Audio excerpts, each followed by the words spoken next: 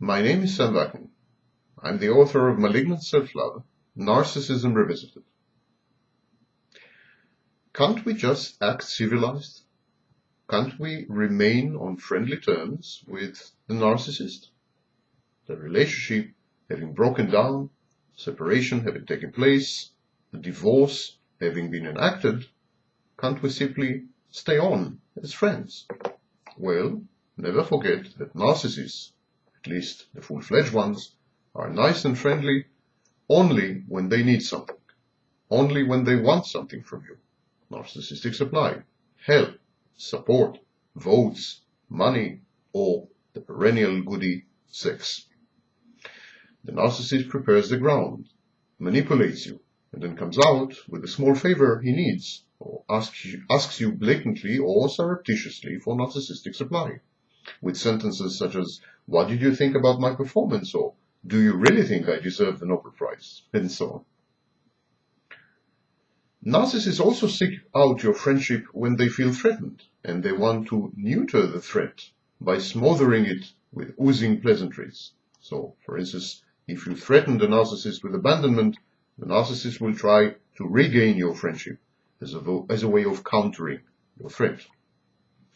Narcissists are also become friendly or over-friendly when they have just been infused with an overdose of narcissistic supply and they feel magnanimous and magnificent and ideal and perfect and brilliant. To show magnanimity is a way of flaunting one's impeccable divine credentials. It is an act of grandiosity on the part of the narcissist. You are not really there. You are a prop in a spectacle. You are a mere receptacle of the narcissist's overflowing, self-contented infatuation with his own false self and its achievements. This beneficence is transient. Perpetual victims often tend to thank the narcissist for little graces. This is the Stockholm Syndrome. Hostages tend to emotionally identify with their captors rather than with the police. We are grateful to our abusers and tormentors for easing their hideous activities and allowing us to catch our breath for any small break in their routine.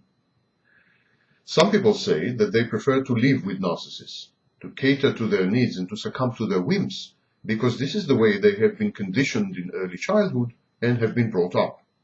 It is only with narcissists that they feel alive, stimulated, excited. The world glows in technicolor in the presence of a narcissist and decays into black and white or sepia colors in the presence of everyone else. When the narcissist is absent, the world is colorless. I see nothing inherently wrong with this kind of approach. The test is this. If someone were to constantly humiliate and abuse you verbally, using archaic Chinese, would you have felt humiliated and abused? Probably not. Simply because you don't know archaic Chinese. You don't speak it.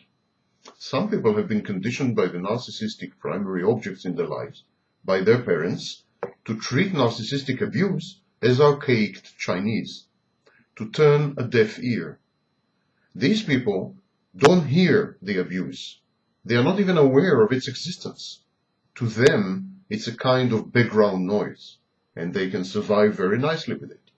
They are compensated for this abuse by the thrills provided by living with a narcissist. Living with a narcissist is exhilarating. It's a roller coaster. There are ups, there are downs, adrenaline rushes, and colorful touches and tints. This, as far as these people are concerned, this compensates for the background abuse. This technique of turning a deaf ear is effective in that it allows the inverted narcissist, the narcissist's willing mate, to experience only the good aspects of living with a narcissist, his sparkling intelligence, the constant drama and excitement, the lack of intimacy and emotional attachment, which many inverted narcissists actually prefer. Every now and then, the narcissist breaks into abuse, but that is, as you recall, archaic Chinese. This abuse is not even noticed by the willing spouse of the narcissist. So what? Who understands archaic Chinese anyway? Says the inverted narcissist to herself. Having said all that, I have only one nagging doubt. If the relationship with a narcissist is so rewarding, why are inverted narcissists so typically unhappy? Why are they so ego-dystonic, ill at ease with themselves? Why are they so much in need of help, professional or otherwise? Why do they seek support to start with? Aren't they victims who simply experience the Stockholm Syndrome? Aren't they hostages who identify with a kidnapper rather than with the police? Aren't they people who deny their own torment in order to endure it? In other words, aren't they merely consummate liars?